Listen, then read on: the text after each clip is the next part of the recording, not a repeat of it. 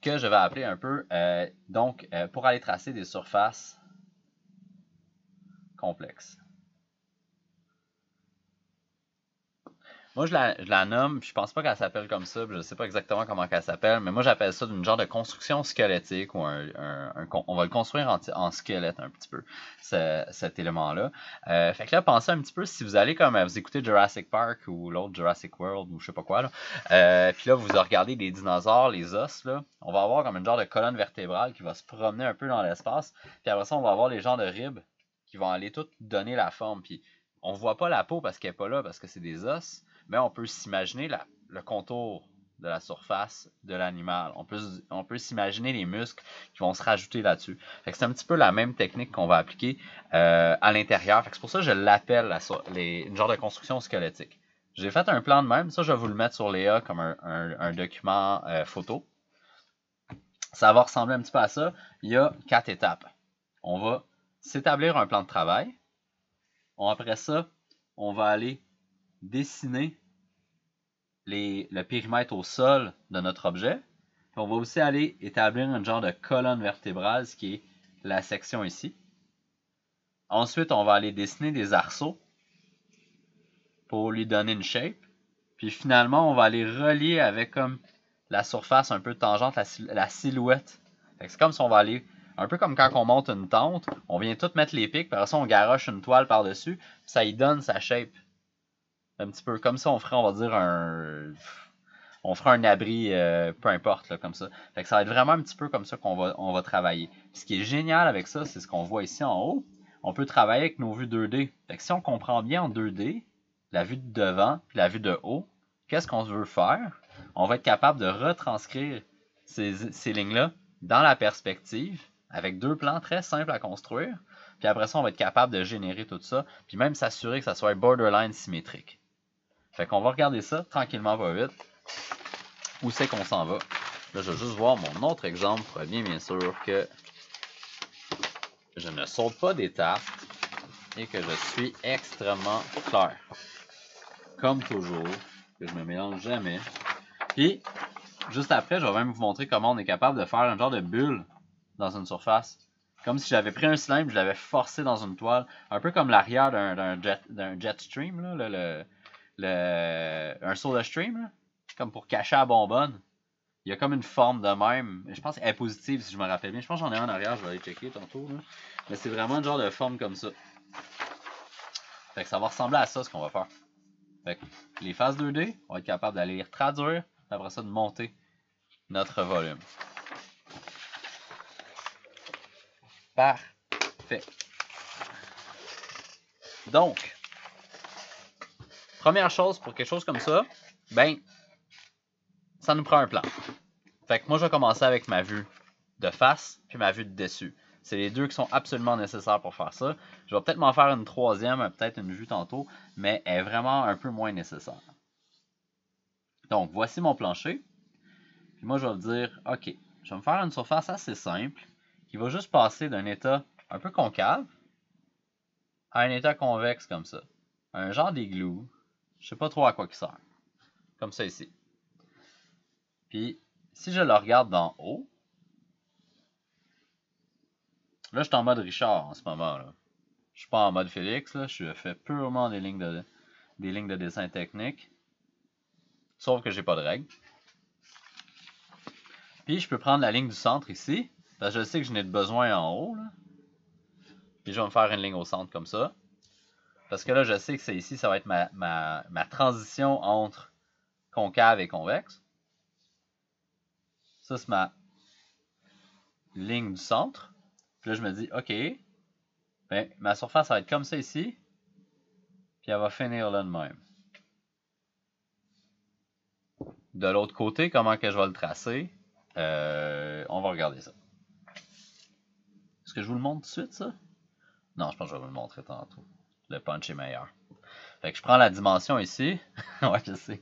Mais je vais vous montrer que ça marche encore. Je vais vous montrer une façon en perspective de trouver la position de ce point-là de l'autre côté d'un plan de symétrie. En ce moment, ça serait en 2D, je ferais juste me mesurer, me dire que c'est de l'autre côté-là. Puis là, je vais faire ça comme ça ici. Là, lui, il est là ici. Je me mets comme ça. Puis je me mets de même. Fait que ça me donne comme un bout de brosse à dents ou un genre de bout d'orteil étrange. Je sais pas trop. C'est pas grave, c'est un genre d'églou nouveau genre. Je sais pas. Bref.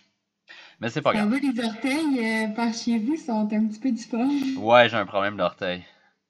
Je vous enverrai une photo à un moment donné. Là, mais encore là, c'est weird d'envoyer des photos d'orteil à des élèves. Je pense que je peux perdre ma job. Merci Arnaud, ouais. Tu connais quelqu'un qui a fait ça et a perdu sa job. Hein? Ouais. Tout le temps le prof de religion au secondaire. Non, bref. Ah merde, pourquoi j'ai dit ça sur le tape? Ah shit. Ok, bref. Ok, on checkera. Ben, personne ne regarde ça sur YouTube, anyway. Il y a juste 2 views. C'est tout le temps juste Alex. Je sais. Ok. Maintenant, j'ai mon plan, ma vue de devant, ma vue de haut. Il faut maintenant que j'aille les retracer. Fait que ce que je vais me faire un plan solo qui s'en va vers la droite, très très simple. Puis je vais essayer d'aller chercher la proportion que j'ai ici. Je pourrais même, si je voudrais être extrêmement précis, me dire ah, mais c'est comme un genre de 2 pour 1, fait que je pourrais me faire une proportion. Je le ferai pas là parce que je veux pas surcompliquer l'affaire, mais n'oubliez pas que vous pouvez le faire. Donc, dites-moi si c'est pas assez foncé, je vais mettre une deuxième couche. On voit absolument rien, en fait. Ah ouais, hein?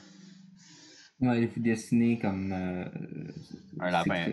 Ah, là ça commence un peu. Là. Ah. Ok, ouais, il faut vraiment que je l'écrase. Là. Ils sentent eux autres là. Ça sent vraiment bon. Ok, j'ai un problème. C'est quoi ces crayons-là? Pardon? C'est quoi ces crayons-là? C'est des vieux Pro Marker. Ça a été racheté par Winsor Newton. Avant, c'était fait par Letracet. C'était pas mal. C'était le bas de gamme des hauts de gamme, ça. C'est vraiment bien. Les hauts de gamme qui étaient les Letracet étaient les anciens Copic, en fait, là, en termes de gamme. Ils ont changé leur design. Les bouchons ne fermaient pas. Tous les crayons séchaient. Ils ont fait fade. Longue histoire courte. Super le fun. Donc, une fois que j'ai ça, fait qu'on va dire, ah, ben là, je peux regarder, ma proportion est atteinte un petit peu ici. Fait que moi, je vais aller leur barrer. Voici ma nouvelle forme. Ce plan-là va être ma vue de haut. Attends, je vais vous le refaire avec un crayon qui paraît, là. Fait que moi, ma job, ça va être de retranscrire mon périmètre sur ça. C'est bon? Mais pourquoi il y a une autre ligne en plein milieu tout d'un coup? Celle-là ici? Ouais. C'est juste parce que je trouvais que mon élément était trop long, fait que je l'ai rapetissé pour qu'il ressemble plus à cette proportion-là. Ah, ok. Parfait, je me demandais c'était quoi le rapport. Donc, pour m'aider, ben vous avez vu, dans mon setup, j'ai besoin de 3 plans. Un peu. Je vais aller mettre un bout d'os de cage thoracique au début, au milieu, à la fin. Je pourrais même être fin finaux puis me dire, ben peut-être même ici, je vais m'en mettre un pour savoir exactement qu'est-ce qui se passe ici. Qu'est-ce qui se passe dans le creux. Fait que je vais aller m'en rajouter un là juste pour le fun. Fait que première chose que je vais faire, c'est que je vais me mettre un plan au centre. Je vais mettre en bleu, m'arrêter de niaiser. Je vais me mettre un plan au centre. Puis après ça, je vais m'en mettre un aussi à l'avant. On va peut-être tout le faire en bleu. Si je ne voyais pas, je vais tout le faire en bleu. Là. Donc, moi, je regarde, le milieu est à peu près ici. Là, on n'oublie pas, même s'il y a juste un plan, il y a quand même une perspective. Donc, je me crée mon plan au centre, puis à l'avant, je vais me faire un plan intermédiaire qui s'en va aussi vers mon point de fuite. Je pourrais même leur dire, bon, ça va être ça va être ma section 1, 2, 3, 4 pour être précis. Puis en arrière, je n'ai pas de besoin. Tout le monde me suit là-dessus? Parfait. Avant de faire la vue de côté que je vais aller installer au centre, je vais aller dessiner le périmètre. Mais je pourrais faire les deux, peu importe. C'est choix du chef. Ça, c'est pas un problème. Fait que pour dessiner ma forme, première chose que j'ai besoin aussi, une ligne de symétrie. Parce que je vais être sûr d'être symétrique. Fait que là, moi, je vais me dire à peu près là, vers le fond. Puis ça devient ma ligne de symétrie. Nous sommes d'accord? Oui. Maintenant, pour le moment que vous attendez depuis à peu près 1 minute 30. Si je dis que le point ici à l'arrière moi, du côté qui est le plus proche de moi, ben, généralement, je dessine en premier sur le côté le plus proche de moi. Il est là. Est-ce que vous voyez quand je fais des points de moi? Ouais. Il est là, ici. Puis là, je vais dire, OK, ben ma forme est comme ça. À l'avant, ça va être de même. Comme ça. Fait que là, j'ai dessiné ce périmètre-là, mais d'un côté, je veux faire exactement de l'autre côté. Mais là, moi, je veux prendre cette dimension-là ici, puis je veux la mettre de l'autre bord. Checkez bien à passe-passe. Encore là, une passe de géométrie. Puis là, vous allez voir, waouh, la géométrie, j'aurais dû écouter en secondaire 3. Parce que c'est vraiment puissant. Puis là, à date, la technique qu'il y avait, c'était, je prends cette mesure-là, je la reporte, puis je la rapetisse. Puis je souhaite que ça marche. Après ça, je me le fais dire quand je corrige le faire. C'est trop gros en arrière. Je vais vous donner un nouvel outil. Je vais vous le montrer en 2D pourquoi que ça marche. Je vais partir d'un point que je connais, comme ici. Je vais aller passer à travers avec une ligne droite avec le point que je veux connaître de l'autre bord de ma symétrie. Je vais aller rencontrer ma ligne de symétrie. Ici. Je vais aller faire exactement la même chose de l'autre bord.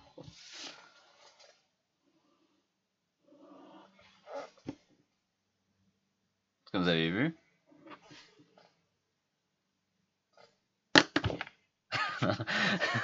Ok, bye, bonne nuit! Ça marche en perspective. Puis là, encore là, est-ce que vous êtes obligé de dessiner la ligne? Peut-être pas, mais moi, souvent quand je fais ça, c'est pour être très précis, fait que je le fais.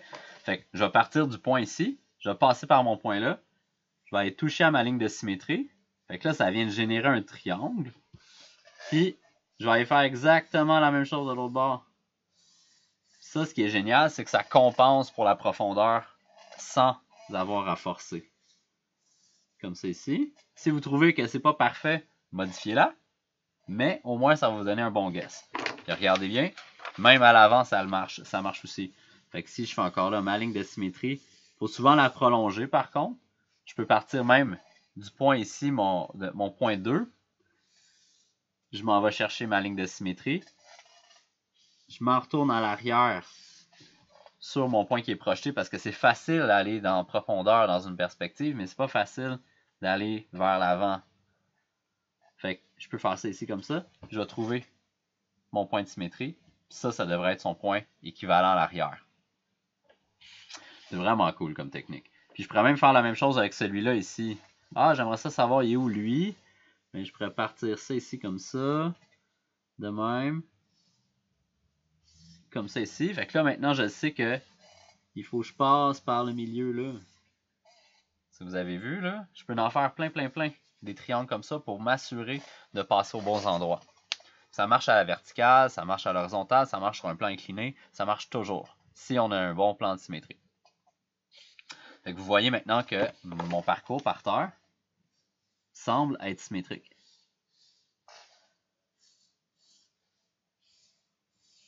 Pour vrai, si vous vous rappelez juste de ça aujourd'hui, c'est déjà pas pire. Bon. Ah oui, quand même, je vais accélérer légèrement. Étape 2. Ça, c'est mon... Non, ça, c'est Magenta. Magenta. Oh shit, il est où mon autre? Ah, pas grave. OK. Maintenant, il faut que je fasse la même chose, mais il faut que j'aille chercher ma colonne vertébrale. Fait que là, moi, j'ai le contour de ma cage thoracique, mais j'ai besoin du sommet. Fait que je vais aller chercher mon gris. Je vais partir du début, puis de la fin. Je vais tirer des lignes verticales. Puis je vais aller comme me faire un rectangle pour me donner la hauteur totale de ma surface ici, comme ça. Fort important. Vous avez vu? C'est ça que je vais aller faire. Fait que là, moi, je me tire des lignes verticales parce que je suis en 2 points de perspective. Comme ça ici. Puis ensuite, je vais aller décider cette hauteur-là par rapport à ma proportion. Moi, je vais dire à peu près ici, juste pour le fun. Je prends ce point-là, je l'envoie vers ma perspective de droite pour terminer ma surface. Fait que là, ça me donne mon plan qui va être officiellement mon plan de face. Donc, ce plan-ci, c'est lui. Puis, je peux faire exactement le même exercice partout où ce que j'ai un point qui fait une intersection sur ce plan-là, donc sur ma genre de zone de symétrie, je peux me faire une ligne. Comme ça. Puis maintenant, je sais où aller dessiner mes éléments. Je sais que maintenant, mon point rose ici, il est là. Je sais que le point ici, je peux le décider sa hauteur. Il va être ici. Puis l'autre est à peu près un peu, il est plus bas. Fait que je pourrais dire, cette ligne-là s'en va là. Puis là, je descends un peu plus bas. Puis que lui puis lui sont pas mal alignés. Fait que sur mon plan 1 puis mon plan 2, ma section 1, ma section 2, excusez-moi, c'est pas mal sur la même ligne. Fait que c'est à peu près là. Fait que moi, ça va me donner quelque chose comme ça. Quelque chose comme ça. Dorénavant, ça, c'est mon plan. C'est vraiment encore là. C'est comme ma colonne vertébrale. C'est ma ligne de symétrie.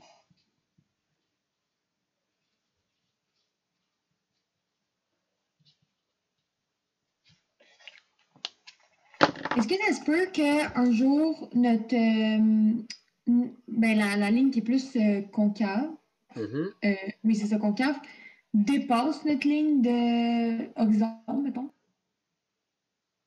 Ben, c'est pas la ligne d'horizon, mais attends. La ligne de. La... Je peux pas noter, c'est vrai, c'est pas un partage d'écran. Non. La ligne qui la est rouge, on the top, là. Ouais, c'est ça. Ouais. La grise.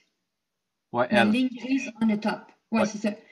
Est-ce que ça se peut qu'un jour, celle qui est concave. Ouais, ici. Non, convexe, vraiment. Je mélange tout le temps les deux. Ouais. Dépasse la ligne grise. Ben, tu peux, ça dérange pas. C'est juste que moi, ça m'aide à rester dans ma perspective. Si tu la dépasses, c'est comme t'es plus dans ta grille. Ok, je comprends.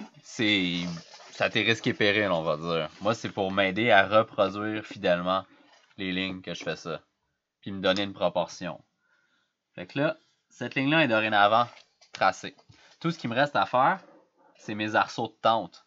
Tu sais, c'est mes os dans ma cage thoracique pour aller former ça. Puis après ça, je vais garrocher un drap dessus, puis c'est fini. Donc, pour faire ça, ça va être quand même assez facile. La seule chose qu'il faut se rappeler, c'est que même si j'ai pas dessiné une perspective complète, il reste quand même une perspective à l'intérieur. Donc, j'ai un point de fuite à ma gauche à quelque part. Fait que chacun des points sur ma ligne de symétrie, c'est comme s'il faut passer une petite flèche là, qui va me dire que ça, c'est ma zone de tangence. Il ne faut pas que la forme que je vais dessiner dépasse ça. Il faut qu'il vienne l'effleurer, puis il faut qu'il redescende de l'autre bord. S'il fait un pic, ça va faire un triangle. Il faut vraiment qu'il aille juste il donner un petit bec puis s'en aller. Comme ça ici.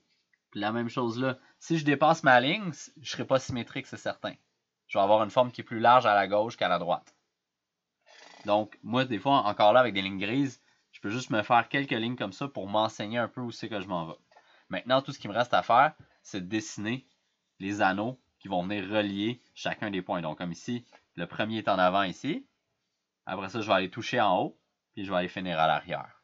Moi, je vais y aller quand même assez simplement avec des genres de bouts d'arc style elliptique. Mais on pourrait faire ça beaucoup plus compliqué. On pourrait faire un plat en haut. On pourrait faire quelque chose d'un petit peu plus trapèze en début. On pourrait varier la forme. Fait que moi, je vais aller chercher ma forme comme ça. Puis on n'oublie pas encore là que la ligne ici est un plan de symétrie.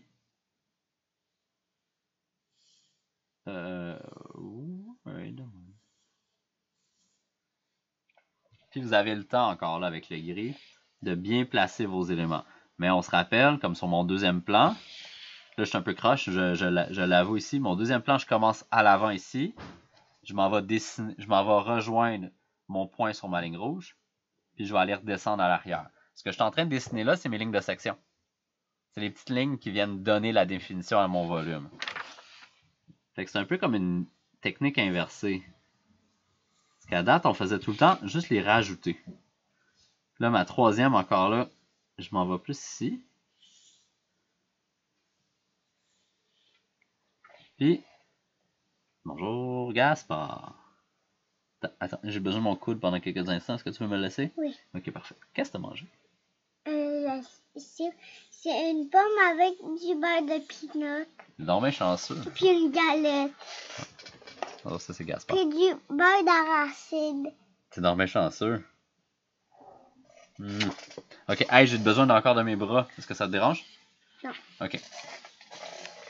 Donc, regardez qu'est-ce qui arrive ici. Regardez là, encore là, j'ai un anneau qui passe par-dessus ma ligne de symétrie. Puis il y a de l'espace ici. Il y a comme un trou. C'est normal parce que ma ligne de symétrie n'est pas la silhouette. Il faut faire la différence. Des fois, elle va être conjointe. Là, elle va être au même endroit, comme au début. Mais ici, on voit comme l'autre côté de la moitié. C'est comme si finalement mes yeux étaient plus hauts que la tente. Fait que je vois l'arrière de la tente, même si je suis devant.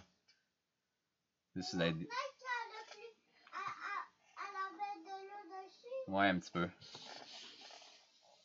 Donc, c'est ça. Fait qu'une fois qu'on a fait ça, qu'on a tout tracé nos arceaux, tout le temps ça à la fin, on va venir tracer de façon tangente la silhouette. Fait que moi, je vais commencer ici. Je vais aller toucher à quelque part mon anneau. Puis là, vu que ma forme elle a tendance à être convexe, après ça concave, mais il faut que j'aille après ça là retoucher ici. Il faut que j'aille finir à quelque part en haut là. Tout dépendant du point de vue. Puis là, il faut s'ajuster. Il faut en faire une coupe puis trouver la bonne. Mais au début... Papa, ça c'est quoi?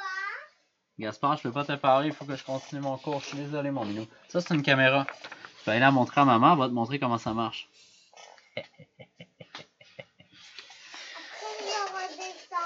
Oui, mais prends ton temps.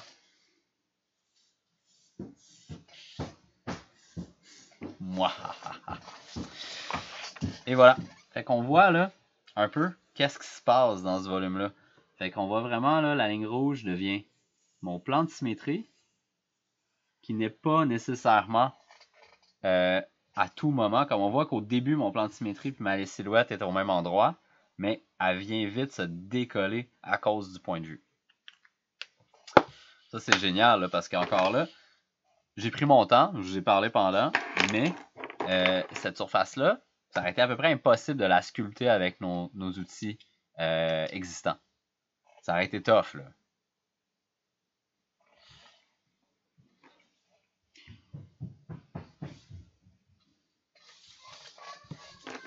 Puis quand je viens la tracer, ensuite, je viens tout tracer les lignes de section. Puis... c'est le bordel le jeudi. Je suis vraiment désolé en passant. On va tout mettre nos cours le lundi à la place. Donc, quand je viens tracer les lignes de section, je vais venir tracer le devant parce que c'est super utile de la voir. Puis à l'arrière, je vais avoir tendance à relever le crayon juste pour qu'elle vienne disparaître, pour pas que ça prenne trop d'espace visuel un peu dans notre dessin. Comme c'est ici. Donc à l'avant, c'est le même.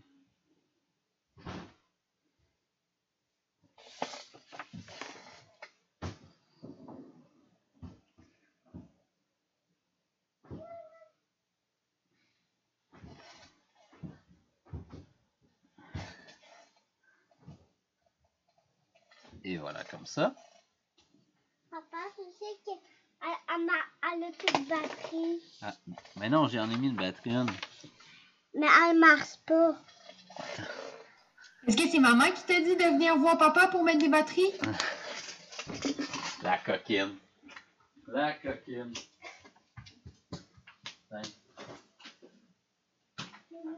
Amène ça. Pourquoi? Ça va bon. Bon. Ok. Excusez-moi. Papa m'a amené. Ah! J'avais pas d'être là! Il est tellement léger, je l'entends pas quand il bouge. Aïe aïe. Vous allez voir comme ça. Ça compense pour Albert. Quoi? Ça compense pour Albert. Ah ouais, Albert, il marche là. Ça c'est. Il y a zéro stealth là. Comme. Ok. Ce qui est vraiment cool avec... Aïe, aïe, en plus, je suis en train de... Oh, fuck. Ok, pas grave. Ce qui est vraiment cool avec cette technique-là, c'est qu'il faut remarquer 98% des lignes de construction sont à l'intérieur de notre surface. Fait que quand on dessine, c'est propre.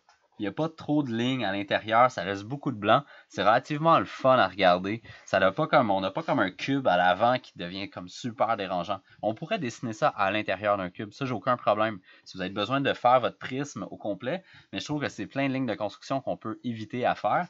Puis construire un T, au début un T à l'envers, c'est aussi puissant en termes d'éléments pour structurer la perspective si on comprend bien comment elle fonctionne pour être capable de générer des éléments comme ça. Ouais, puis quand on comprend, là j'ai pris mon temps pour le faire, ça va quand même assez vite pour monter des surfaces qui sont relativement complexes.